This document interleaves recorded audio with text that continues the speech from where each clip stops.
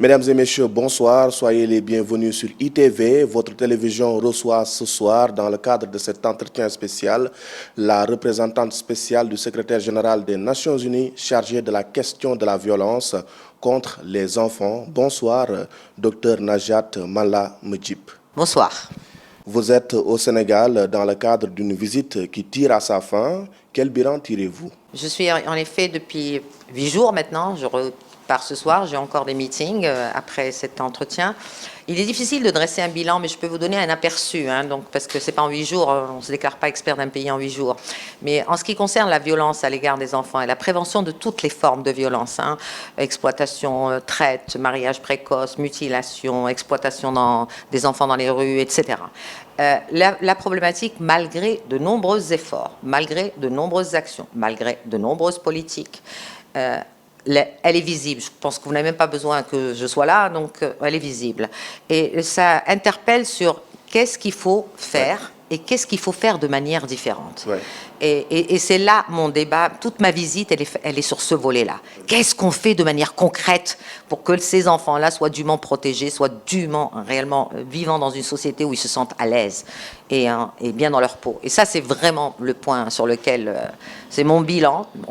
Je pense qu'il y a des opportunités énormes, il y a un capital énorme, il faut juste switcher de façon de faire et aller là où les enfants vivent, là où les communautés vivent et définir quels sont ces services dont ont besoin ces enfants, qui produit ces services et comment ces enfants et leurs familles ont accès à ces services. Et c'est possible. Vous avez effectué des visites de terrain. Qu'avez-vous remarqué de si particulier qui a fini par capter votre attention? Vous savez, ça fait des années, le Sénégal, c'est pas la première fois que je viens, ça fait des années, donc je rencontre les enfants qui, pour moi, bien qu'ils soient victimes, sont des experts, parce que ceux qui peuvent vous évaluer le système et vous dire là où il dysfonctionne, c'est bien eux. Alors, qu'est-ce qu'il y a? Vous avez de tout. Vous avez des enfants quand même qui sont, et ça c'est pour moi, c'est même douloureux, quand on voit des enfants dans les rues en train de mendier dans un état mais lamentable, à des âges très très jeunes, et où ça devient normal, où ça fait partie du décor, et ça c'est très dangereux quand l'exploitation et la violence sont normalisées par la société. Quand vous voyez des filles qui sont enceintes, victimes de viol, elles ont 13 ans, et avec toutes les complications qu'on a, et que pour réellement la protéger, c'est la croix et la bannière. Quand vous voyez des enfants privés de liberté, parce qu'un juge a oublié qu'ils étaient dans une structure, un centre fermé. Donc, il y a des choses sur lesquelles on peut agir vite et bien, et c'est réellement faisable. Mais tous ces enfants-là, très honnêtement, c'est pas de la pitié qu'il faut avoir d'eux. Ils ont des droits. Et les États se sont engagés.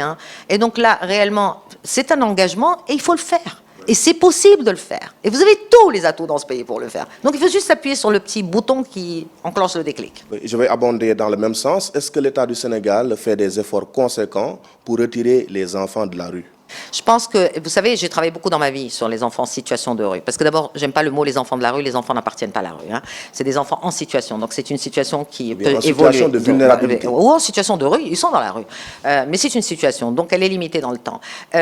C'est pas retirer les enfants. Si on comprend pas pourquoi ils sont dans les rues, et si on ne voit pas les causes, vous avez des enfants qui sont là, qui déambulent parce qu'ils sont dans l'errance, parce que les parents sont pauvres, parce qu'ils n'ont pas accès à l'école, parce qu'ils sont exploités par des pseudo-maîtres coraniques, il y a de tout. Donc, chaque enfant, c'est pas un panier d'enfants, chaque enfant est différent de l'autre, de par son vécu. Et donc, ce qui est important, c'est pas uniquement les rafler ou les ramasser et les mettre derrière des murs, c'est une approche personnalisée, c'est aller vers eux, c'est construire ce gain de confiance, c'est travailler avec eux, c'est identifier pourquoi ils sont là, quels sont les besoins, quelles sont leurs forces, quelles sont leurs faiblesses, élaborer avec eux un projet de sortie de rue, et puis un projet de vie, mais en accompagnant les familles. Et c'est pas en les mettant dans des rues, c'est pas en les enfermant dans des centres que le problème va être résolu, parce que vous n'avez pas réglé. Et je pense qu'au niveau du Sénégal, il faut bien sûr répondre aux besoins, mais il faut arrêter l'inondation, la crue, parce qu'on sait d'où ça vient. S'il n'y a pas une protection sociale, on sait d'où vient ce problème. Si on ne sanctionne pas les exploitants, si on ne revoit pas le système de l'enseignement, un accès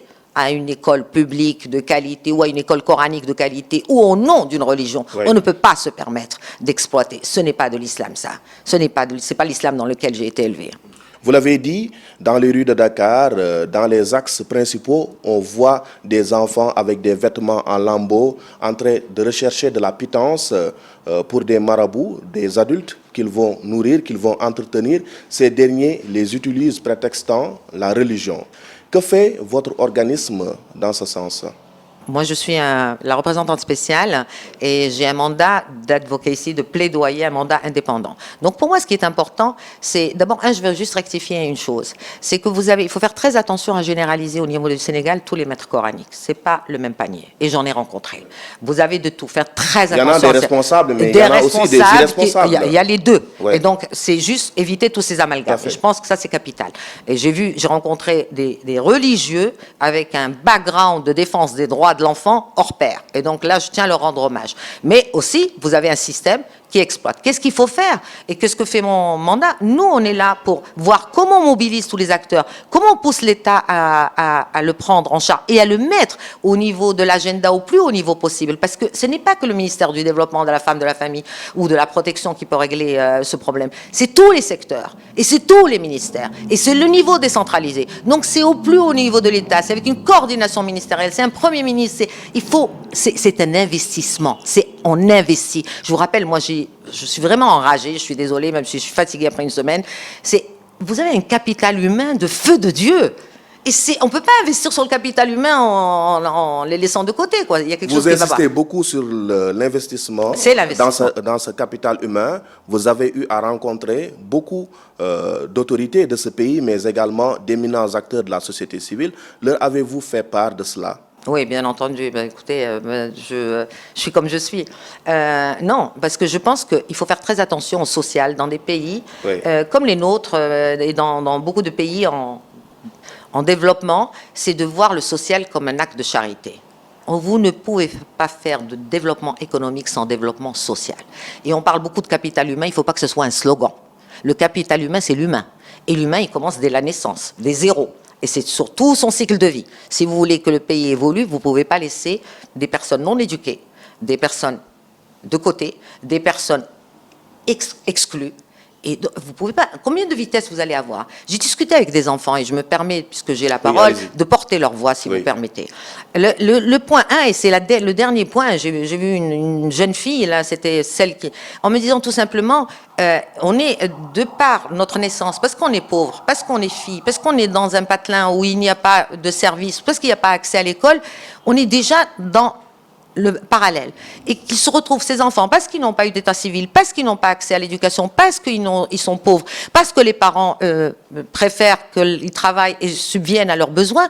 Donc ces enfants se retrouvent ni dans une école de qualité, ni dans une formation reconnue, et sont dans la survie, mais toute leur vie. Et c'est pas logique. Il y a quelque chose qui n'est pas clair. Deuxième point, quand vous avez un enfant qui vous dit, j'ai 13 ans, j'ai été victime de viol, d'inceste pendant des années, et que parce que vous avez un point quand même où la preuve, l'évidence, donc pour faire la preuve du viol, n'est pas correctement faite, et que cette gamine vit dans le même lieu que le prédateur, parce qu'il n'a pas été jugé. Il y a beaucoup de choses qui ne sont pas claires. Et l'autre point, vous avez des enfants, mais de feu de Dieu, qui organisent, qui agissent, qui savent ce qu'ils veulent, qui se mobilisent. Mais il faut les embarquer, il faut les avoir avec soi. Il ne faut pas les laisser derrière. Oui. Et ça, et pas de l'exhibit show, un jour on vous écoute et demain on vous oublie. Non, ils sont partie de la solution. C'est vraiment des acteurs de changement et il faut les avoir à bord. Comme vous devez avoir les religieux, comme vous devez avoir les communautés, et considérer ces personnes-là comme des partenaires et non pas comme des sous-fifres. Parlons des causes. Selon vous, docteur Majid, quels sont les facteurs qui empêchent aux enfants de s'épanouir? Eh bien, il y en a beaucoup, et c'est pour ça que je dis ça doit être au plus haut niveau. Oui. Quand vous avez la pauvreté structurelle, parce que quand vous avez l'ignorance, quand vous avez des familles avec une démographie galopante, quand vous vivez dans un endroit où vous n'avez accès ni à l'eau, ni à l'assainissement, ni à une route, ni à une école de qualité, et que la seule chose que vous trouvez, c'est une école communautaire, dirigée des fois par un maître coranique cohérent, mais peut être dirigée par un exploitant, clairement, que vous devez, vous, aller travailler pour survivre, subvenir aux besoins. Quand vous êtes victime de violence, vous ne savez pas où aller, ou si vous allez, vous avez un problème. Quand vous êtes en train de survivre dans la rue, on vous rafle et on vous juge parce que vous êtes délinquants. Donc il y a, je veux dire, c'est comment peut-on, le point, et je pense que là je m'adresse aux politiques, clairement et nettement, il faut qu'ils comprennent que les enfants de par le monde, et même dans ce pays, ont perdu toute foi dans les institutions quelles qu'elles soient, même les nôtres, hein, donc onusiennes. Hein, donc, et là, je suis très autocritique. Ce qui est très important, si on veut reconstruire, il faut délivrer. Les enfants, le temps des politiques n'est pas le temps des enfants. C'est pas des papiers, c'est pas des politiques qu'on va faire pendant 5 ans à réfléchir. Là, il faut délivrer. On sait où est le problème. Et on sait ce qu'il faut faire. Délivrer, on sait quel service. C'est ce qu'on vient de discuter. Quels sont les services? Ça part de l'état civil, en passant par la santé, l'éducation, dès la petite enfance, l'éducation sur Internet et la protection sur Internet. Personne n'en parle. La protection en ligne est capitale. La santé, santé mentale, santé reproductive, la justice, la protection sociale, ça, on le sait. Et il faut le définir et le mettre au niveau local. Et on peut les délivrer. Vous avez lâché le mot tout de suite. L'accès à l'état civil est un serpent de mer dans ce pays. Dans certaines localités, beaucoup d'enfants ne sont pas déclarés à la naissance, ce qui constitue un sérieux problème pour eux de pouvoir percer à l'école, mais également avoir un avenir comme tout autre enfant qui est issu d'un foyer décent. Est-ce que vous faites un plaidoyer également dans ce sens? Parce que l'état civil, c'est le droit à l'identité. Et quand vous n'avez pas d'identité, vous n'existez pas. Donc même pour avoir accès, pas uniquement à l'école, vous n'existez pas. Oui, c'est le premier droit. C'est le premier droit. Donc le droit à l'identité est important. Et je pense qu'il y a beaucoup d'efforts qui sont faits actuellement dans l'état civil. Maintenant, ce qu'il faut, c'est que l'État aussi appuie sur un accélérateur. Parce qu'il faut en même temps rattraper le retard, mais aussi anticiper sur ce qui arrive. Donc, et faire en sorte très très vite de pouvoir réellement enregistrer tous les enfants à l'état civil. Et c'est faisable si réellement on accompagne et que l'état civil aussi se déplace vers les populations. Ça, c'est important. Dans beaucoup de pays aussi, vous avez eu des équipes mobiles qui se sont déplacées. Là, je sais qu'ils ont créé des coins état civil partout. Le problème, c'est que vous n'avez pas un grand problème dans ce pays qui est grand, c'est les disparités d'une région à une autre. Alors, et c'est là où toute la partie décentralisée, toute la partie est capitale. Et comment on les accompagne, comment on les mobilise, comment on les responsabilise. Mais ils doivent rendre des comptes aussi sur ce volet-là. On peut pas continuer à plusieurs vitesses. Il y a un moment où il faut absolument appuyer sur, et c'est réalisable. À la naissance, on inscrit clairement, ça doit être fait déjà maintenant. À l'école, ceux qui sont à l'école, y aller, voir pourquoi, qu'est-ce qui se fait, résoudre les problèmes, pas permettre, aller pousser les enfants, les familles à aller du bureau 1 au bureau 2 au bureau 3 quand l'officier de l'état civil n'est pas en grève. Alors, la violence contre les enfants n'est pas que la bastonnade, ce ne sont pas que des coups que l'on inflige à l'enfant, ce ne sont pas également des gifles. Il y a également l'insécurité alimentaire qui constitue un sérieux problème dans les pays d'Afrique au sud du Sahara. Chaque année, des rapports d'organismes alertent sur la gravité de la situation. Ces enfants aujourd'hui, leur avenir est-il menacé? Et bien sûr. Mon rapport a été, l'année dernière, on a fait une étude sur la crise climatique et comment c'est un facteur multiplicateur de violence. Parce que vous avez le stress hydrique, la sécheresse, vous avez les inondations. Donc, on a été dans un centre, on voyait les dégâts. Donc, on est en permanence sur quand même un climat sur lequel on aurait dû anticiper en réalité, parce que tout le monde savait que c'est quelque chose qui allait évoluer. Et ça pose la question aussi de toutes les politiques climatiques. Et les politiques climatiques, bien entendu, qui ne prennent pas en compte la dimension enfant et la dimension prévention. Beaucoup d'enfants se déplacent. Beaucoup d'enfants quittent l'école. Pour ceux qui étaient à l'école. Les mariages précoces, de manière générale, augmentent. Le travail des enfants augmente. Mais ce qui est très important, et je veux dire sur ce volet-là, moi, je me suis fait, en Afrique, particulièrement subsaharienne, et même l'Afrique du Nord actuellement, c'est quand même l'Afrique et les pays qui sont les moins responsables de la crise climatique. Et les enfants qui ne sont pas du tout responsables, qui en payent le prix fort. Et ça, c'est inadmissible. Et c'est pour ça que, pour moi, ce n'est pas une question uniquement de convention, de COP, etc. C'est une question de justice climatique. Et ça, je crois que c'est capital. Mais en même temps, d'être des pays comme les nôtres, ça pose, et c'est pour ça que la protection de l'enfant doit être intersectorielle, parce que ça pose le problème du développement. Pourquoi on n'a pas choisi un autre type d'agriculture? Pourquoi on n'a pas anticipé sur le stress hydrique? Ça, c'est des questions de développement. Ça veut dire, tout le monde sait que ça allait arriver. Donc, ça pose tout ce volet-là. Comment on peut faire en sorte que ces personnes ne soient pas dans la survie? Et l'autre point aussi, c'est pourquoi ces pays n'ont pas réfléchi dans le développement. Ils parlent de capital humain. Tous ces pays de la région ont beaucoup de ressources, mais aussi pourquoi on n'a pas investi dans un autre type d'agriculture, dans un autre type d'élevage. Je crois qu'il y a des questions de fond, et c'est pour ça que je suis contente que dans le plan émergent 3, le PAP 3 actuellement, que le capital humain soit un des piliers, que la protection sociale et la protection des personnes et que l'entrée soit l'humain, parce que vous ne pouvez pas le faire. Et donc j'espère de tout cœur que dans ce programme émergent actuellement, et je pense que c'est important parce que je pense que vous avez une très forte volonté politique et ça je le reconnais hein, au plus haut niveau et c'est facile à dire mais il faut la traduire et mais une forte mobilisation. Mais mobilisation veut dire travailler en rang serré et rendre des comptes. Qu'en est-il de la situation des enfants soldats en Afrique? C'est un sujet aussi vieux que le monde. Je sais, oui, aussi vieux. C'est dommage que ce soit aussi vieux que le monde. Hein. Il y a beaucoup de pays où il y a des conflits, et vous le savez. Et il y a l'enrôlement des enfants par des mécènes, dans les guerres, dans les conflits, dans beaucoup de pays.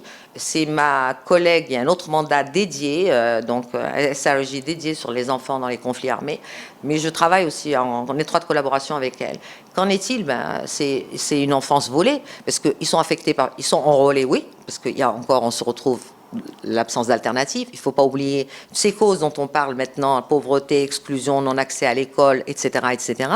C'est aussi des facteurs de poussée. Et donc, vous avez un marché, une loi de l'offre et de la demande. Donc, ces enfants sont enrôlés pas uniquement par les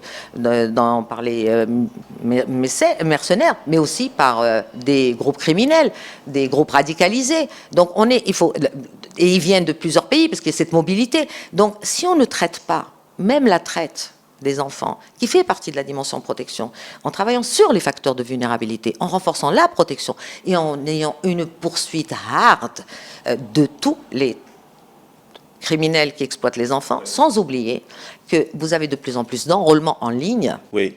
D'enrôlement en ligne. Et la criminalité transfrontalière. Transfrontalière et virtuelle. Très bien. Alors, merci beaucoup, Dr Najat Mala Mejib. Vous êtes la représentante spéciale du secrétaire général des Nations Unies chargée de la question des violences contre les enfants. Merci pour cet entretien spécial accordé à ITV. Merci à vous également, chers téléspectateurs et téléspectatrices, de nous avoir suivis. Aux images, Sidignan à la présentation, Mme Abdougaye Kassé. Nous vous donnons rendez-vous très prochainement sur cette antenne. Au revoir.